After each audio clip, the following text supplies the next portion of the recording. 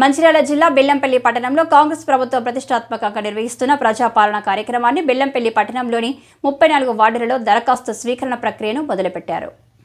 ఈ కార్యక్రమానికి ముఖ్య అతిథిగా అడిషనల్ కలెక్టర్ రెవెన్యూ మోతిలాల్ పాల్గొన్నారు. అడిషనల్ కలెక్టర్ మాట్లాడుతూ మహాలక్ష్మి పథకం, రైతు భరోసా, ఇందిరమ్మ ఇండ్లు, గృహచ్యుతి, చేయూత పథకాల కోసం దరఖాస్తు ఫారంలోని 6 గ్యారంటీ పథకాలను లబ్ధి పొందడానికి గల వివరాలను క్లుప్తంగా వెల్లడించారు. మరియు పథకాల కోసం ప్రజల యొక్క అనుమానాలు క్లుప్తంగా వెల్లడించారు. ఈ కార్యక్రమంలో RDO Harikrishna, Bellampalli municipal commissioner Bhujangam, special ఆఫీసర్లు పాల్గొన్నారు.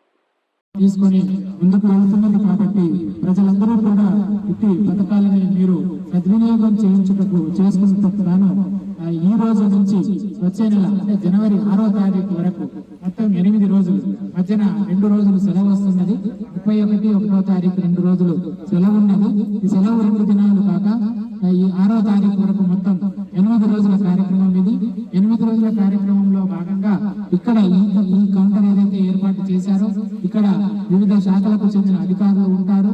వారు ఈ అప్లికేషన్ ఎలా ఫిలప్ చేయాలి, ఆ అప్లికేషన్ మీకు ఇవ్వటము, ఫిలప్ చేయించుకోవటము, దానికి అప్లికేషన్ తో పాటు రేషన్ కార్డు, తర్వాత ఆధార్ కార్డు యొక్క ప్రతులు జత చేసి ఒక ఫోటో పెట్టి ఈ విధంగా ఇక్కడ మీరు ఈ కౌంటర్ లో ఇస్తే క్లియర్ గా చెప్పడం జరిగింది.